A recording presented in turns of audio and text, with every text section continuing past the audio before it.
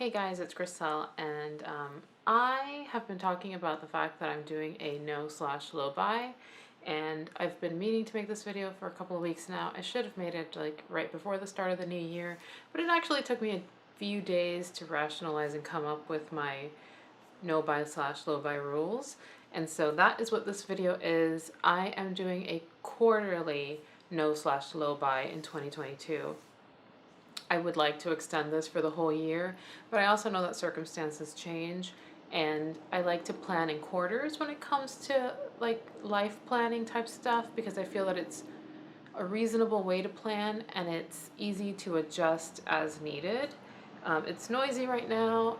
There was like every lawn in the area had to be mowed today apparently, but I feel like I've delayed this video long enough, so I'm going to do it now. I feel like this will hold me accountable to this plan, so that's one of my goals in actually recording this and in checking in. So I will be doing, I hope, fingers crossed, quarterly check-ins and hopefully succeeding at this. I have done this before. I will say that I have engaged in no/low buys over the years. The reason that I am doing this now is because in 2021 in particular, I feel like 2020 was such a weird year that it doesn't even count. I didn't buy as much just because I was not going out, so it was sort of a no/low buy on its own, like without needing any planning or thought. So that year kind of doesn't count. That was a weird like outlier of a year.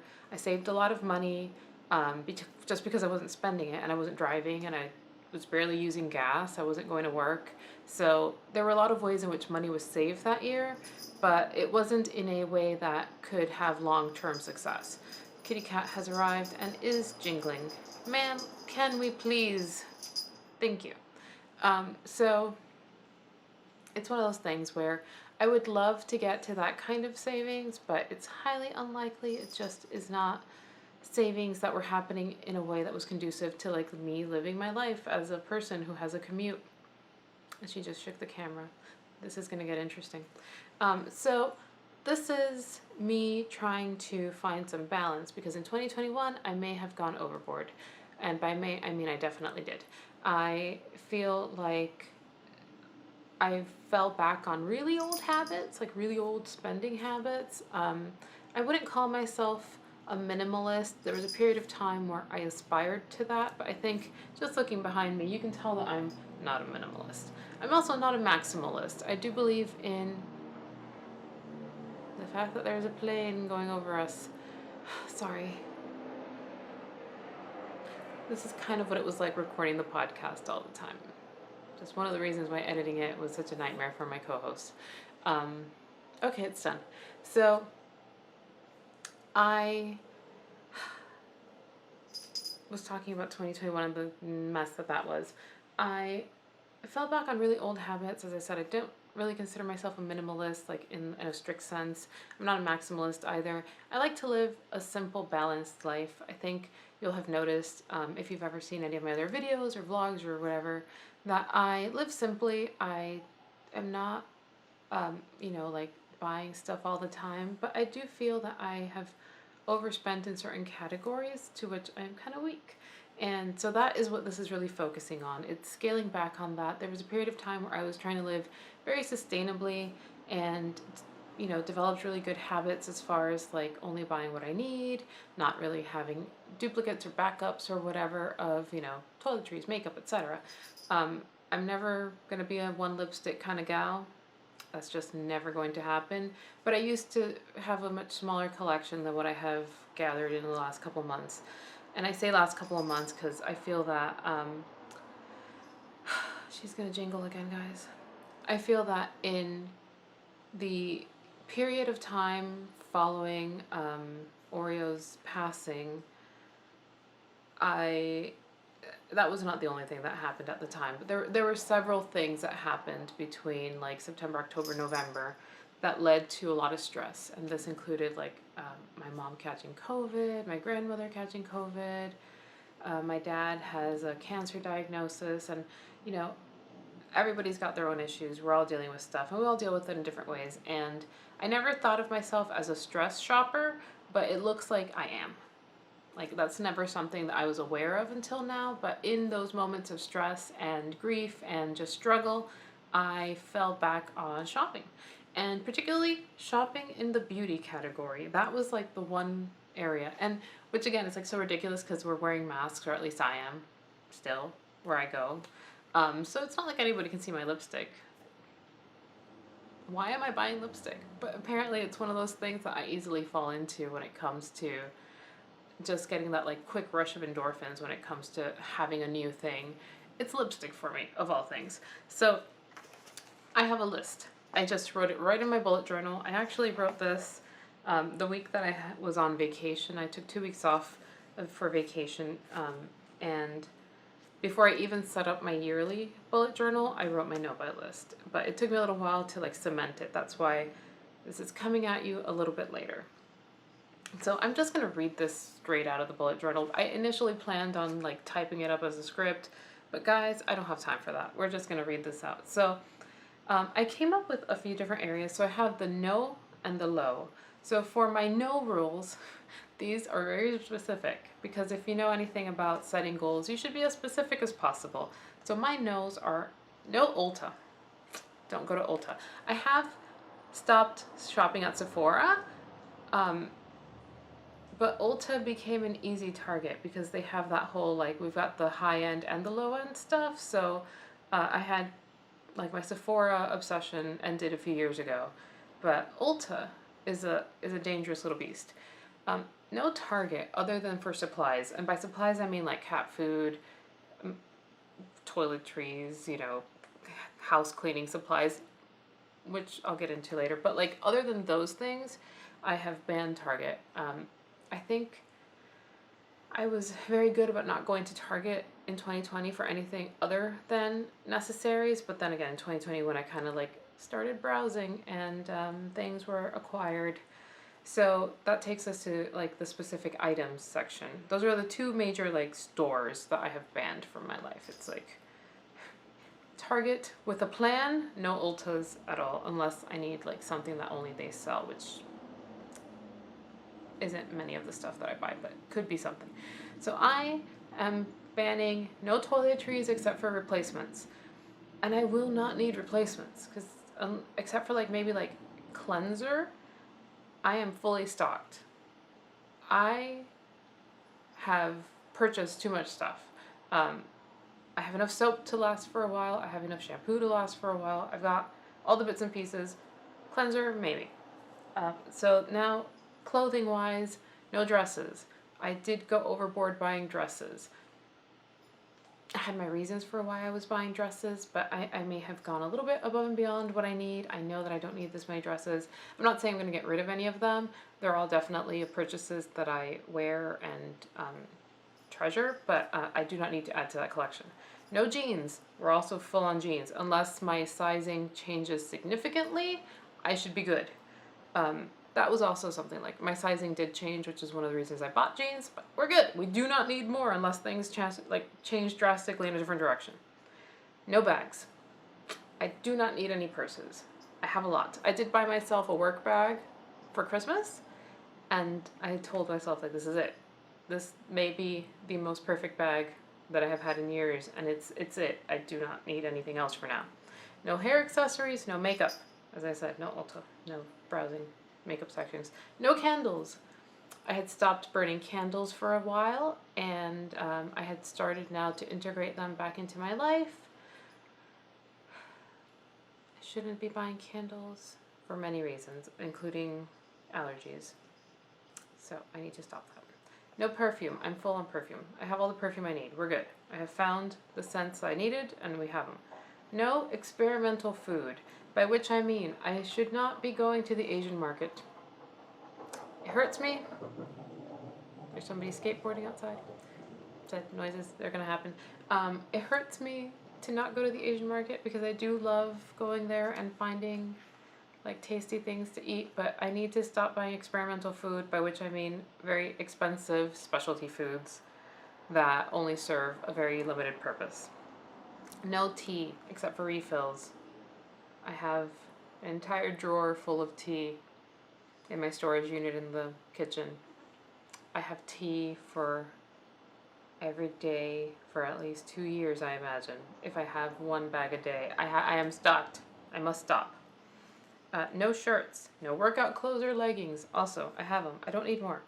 No books, except for writing books. I need to like go back to using my library. I have purchased, and it's weird because I'm like, I do want to support writers. I want to support other authors. I do think that books are valuable. But guys, I am a librarian. Newsflash, if you did not know that. I definitely do not need to buy books. I buy them in droves for the library. No books. No mall trips. That's another like specific sort of location. Except for food and within my budget. That's part of the low buy rules. I had stopped going to the mall. Many of you will find this weird if you're not from South Florida, but mall culture is alive and well. I know that malls are dying around the country, but in Florida, that is not the case. Mall culture is thriving here.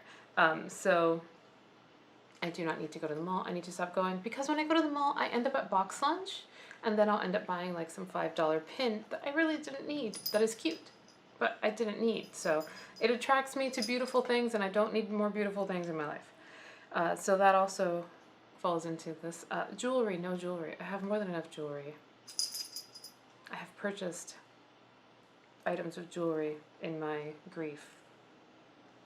Sadness makes me buy pretty things. I'm telling you, I didn't realize this until now, but yes, if I am stressed out, I buy pretty things. And lastly, no pens or stationery. I, as you can see, have enough. This isn't all of it.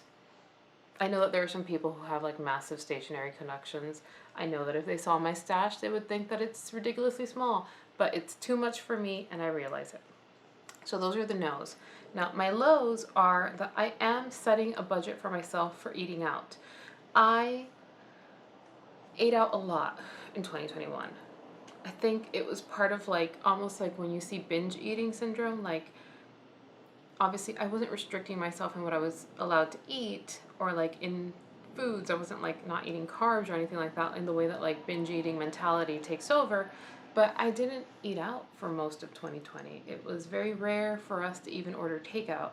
So I feel like 2021, when for that brief period of time where things were slightly better after we had vaccines, after there were like barely any cases in South Florida, it became easy to start eating out again.